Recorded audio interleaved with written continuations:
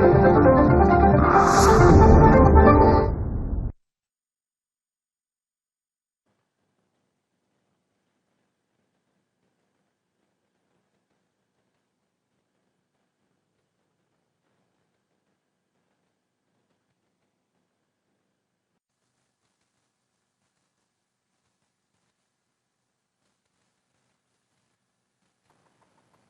children, I am Mrs. Apurva Kulkarni from Deccan Education Society's DES Secondary School, Turak Road, Pune.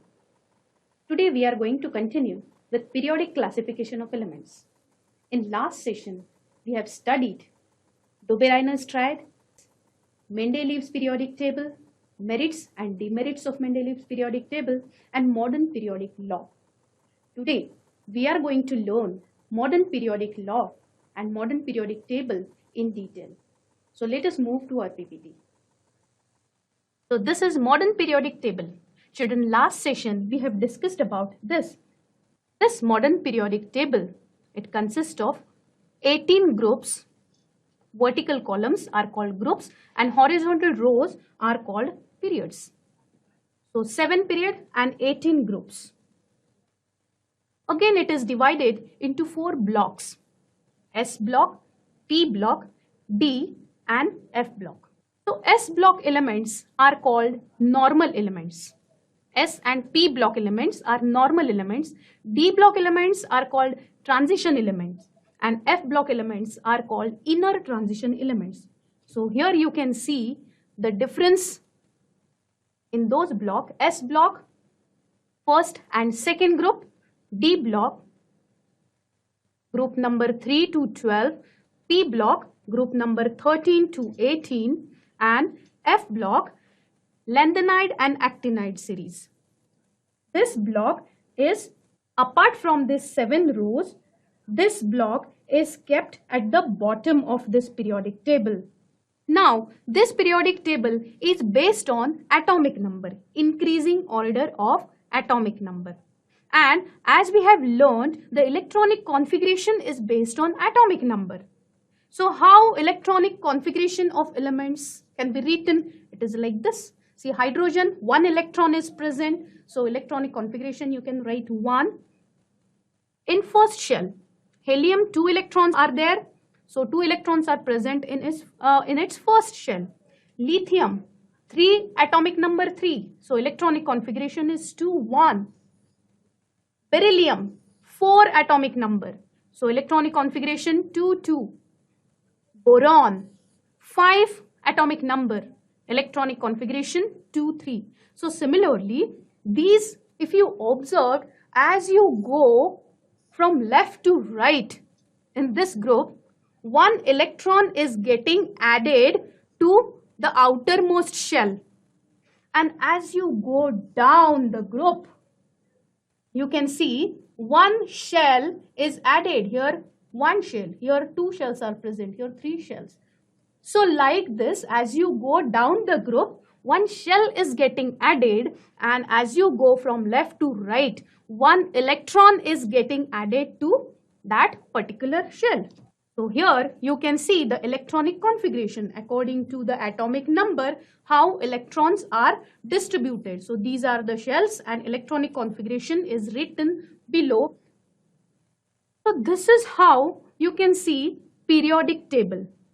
Basically, it is arranged according to the increasing order of its atomic number.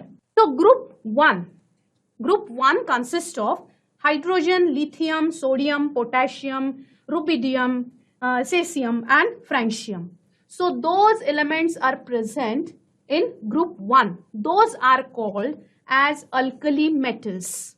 Now except hydrogen, hydrogen is not metal. So that's what, except hydrogen, they form alkali.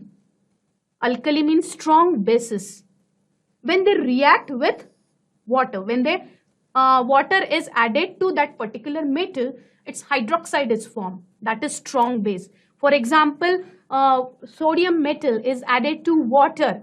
So we will get sodium hydroxide, which is the strong base. So these are called alkali metals. Now group 2 are called alkaline earth metal. Now those elements are in the second column, as you can see, group number 2 of periodic table. This group includes, you can see, beryllium, magnesium, calcium, strontium, barium and radium.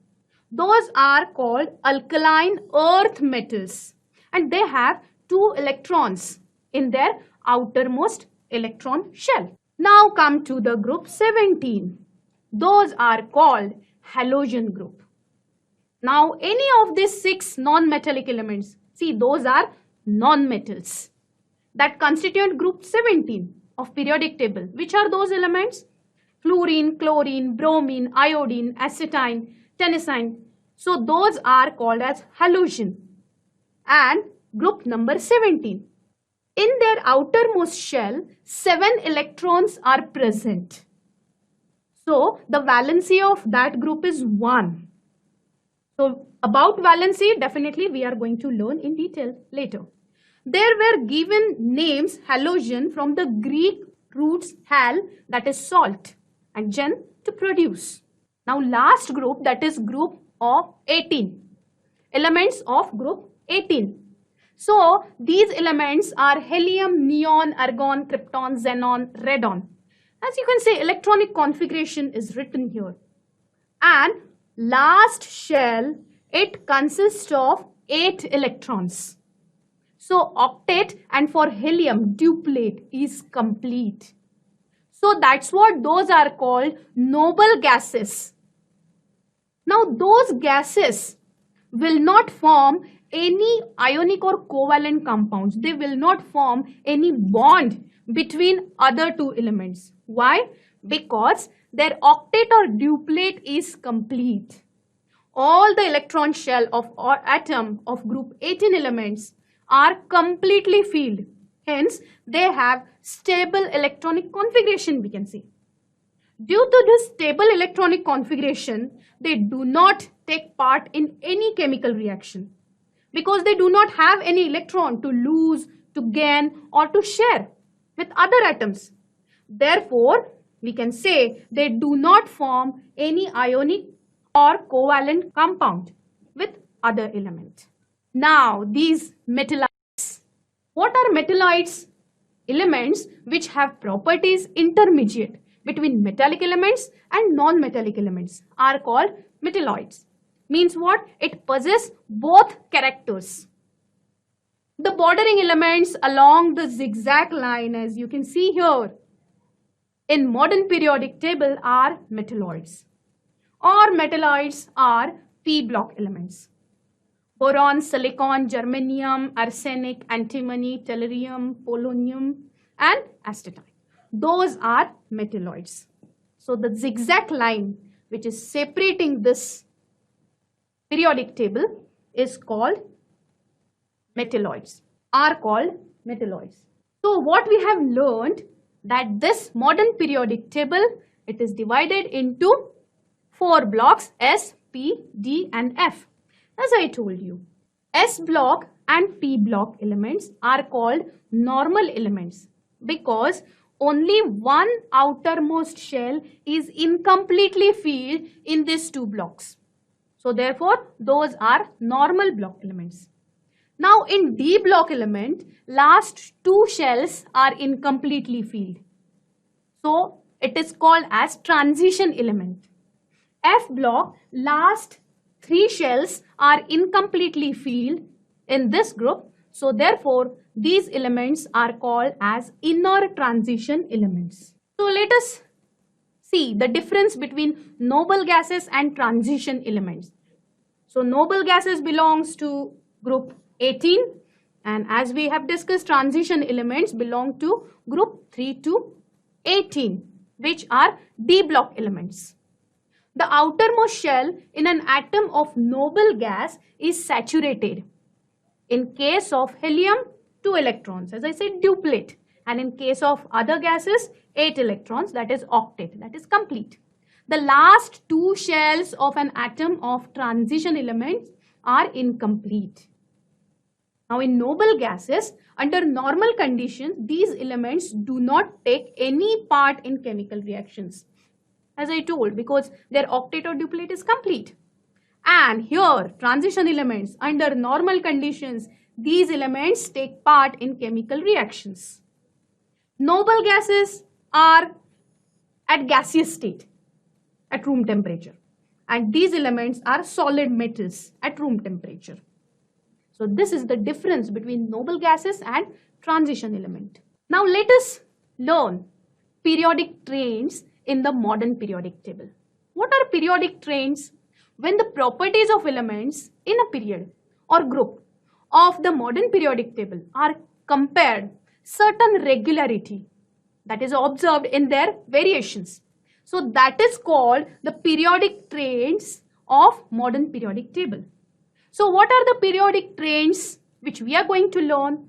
Valency, atomic size, and metallic and non-metallic characters. So those three periodic trains we are going to learn in detail. So valency. Now what is valency?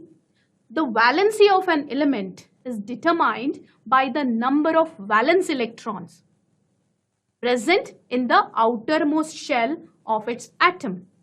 Now according to the electronic configuration, hydrogen, see here, shells are written KLMN, and according to the atomic number, this electronic configuration, that is distribution of electrons, are done, and number of electrons are present these many, because atomic number is nothing but the number of electrons or number of protons present in an atom.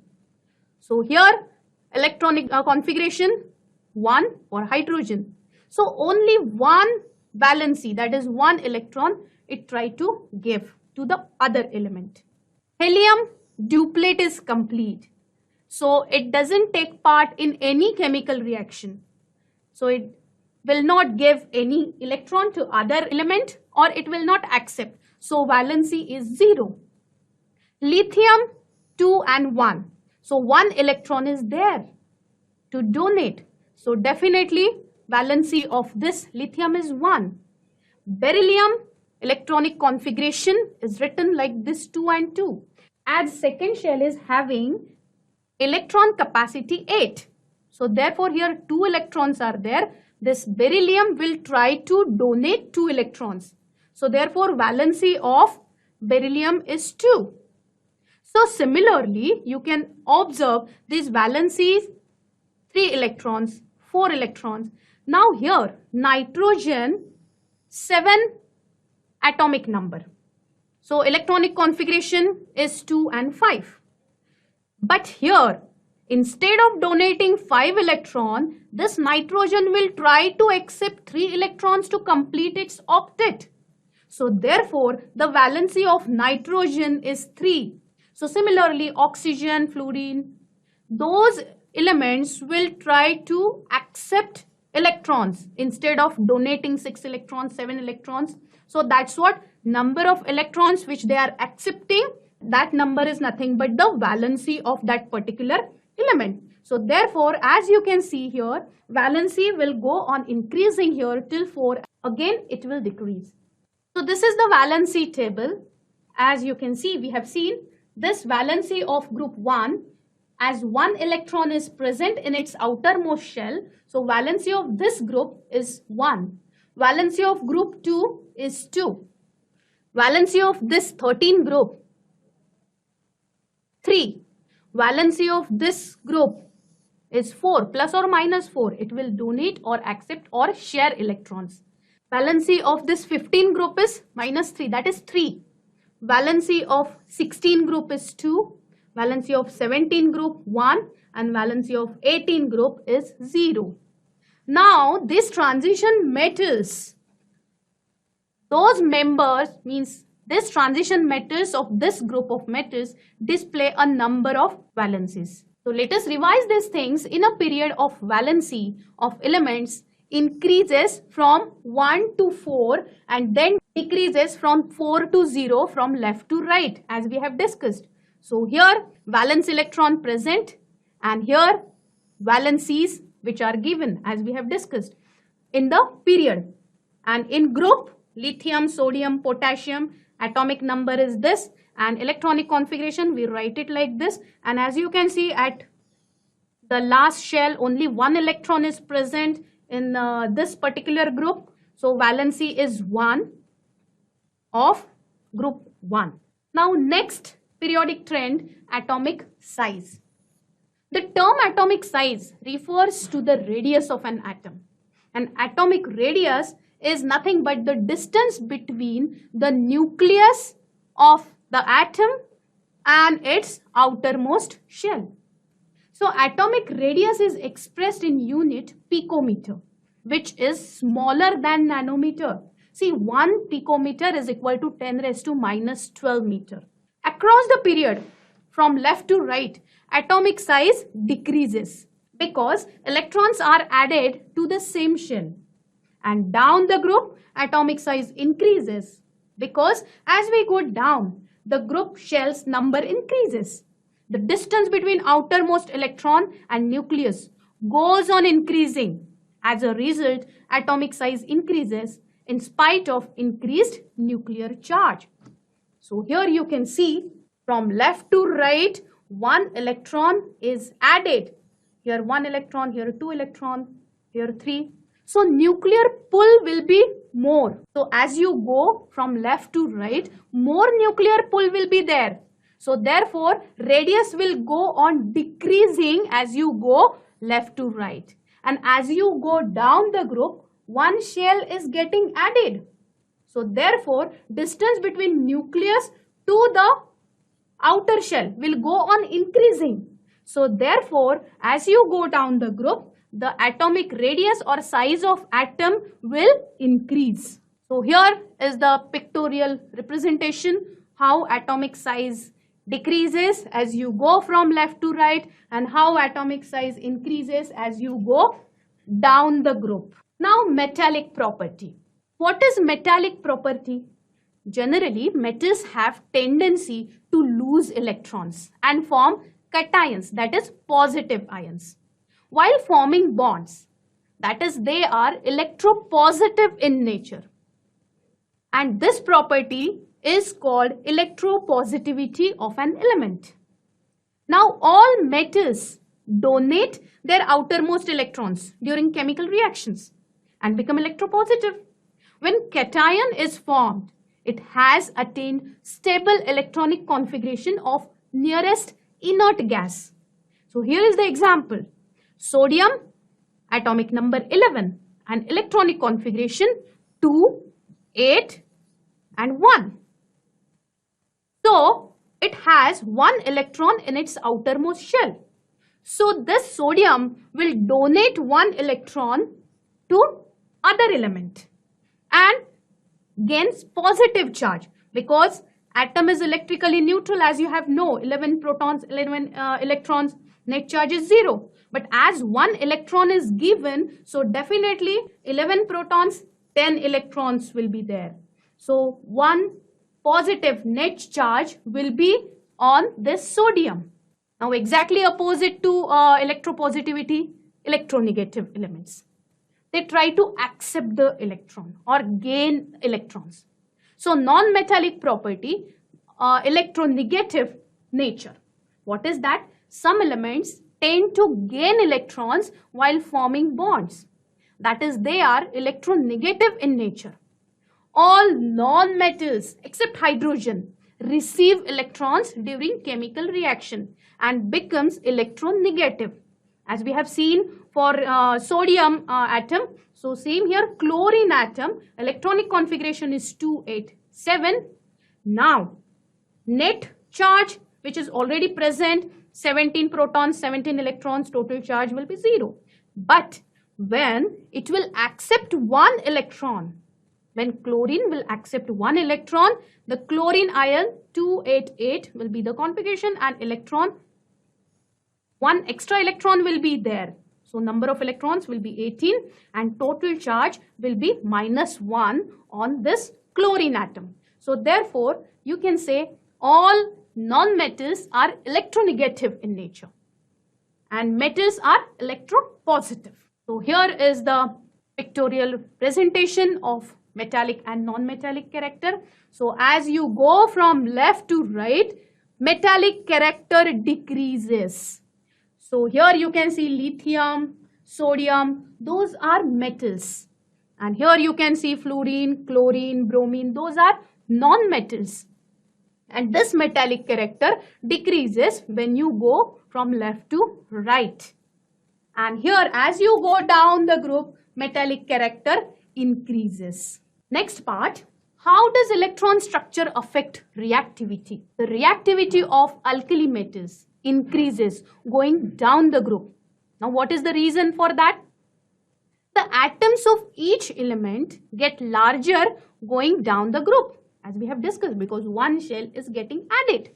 This means that the outer shell electrons get further away from the nucleus and is shielded by more electron shells. The further an electron is from the positive nucleus, the easier it can be lost in the reactions. So definitely this electron can be easily taken out.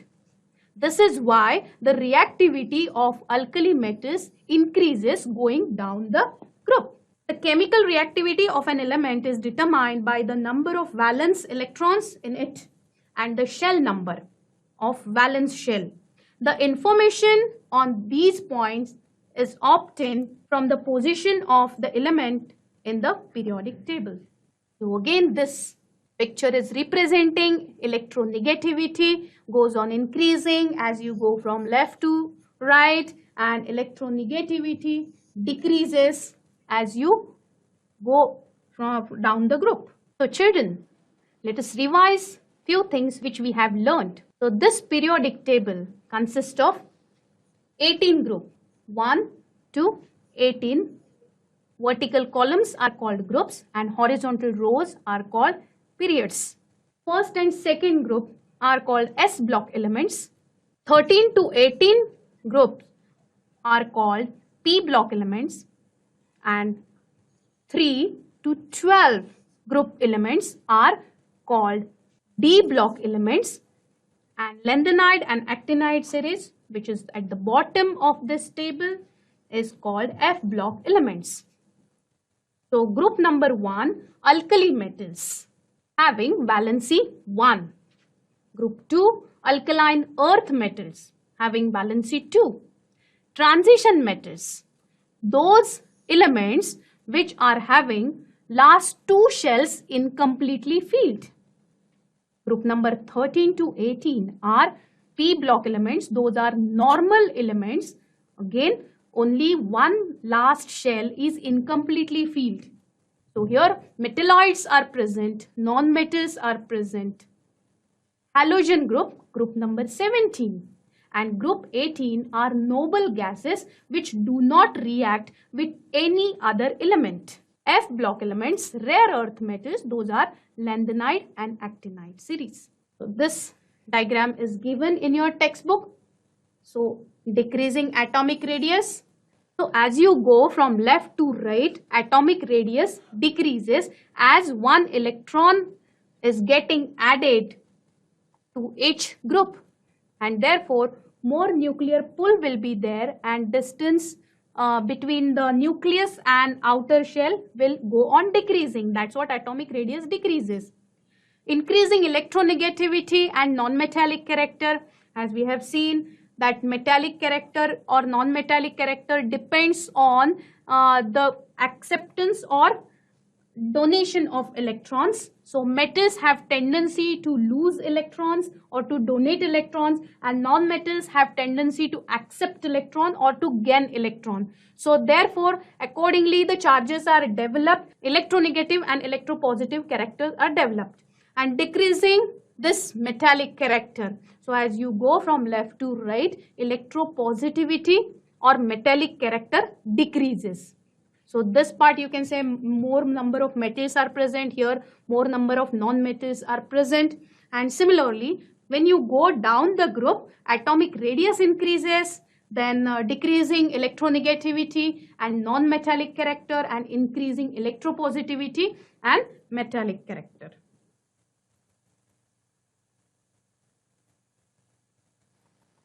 So children, today we have learned modern periodic table in detail. So read it, revise it, practice it. Thank you.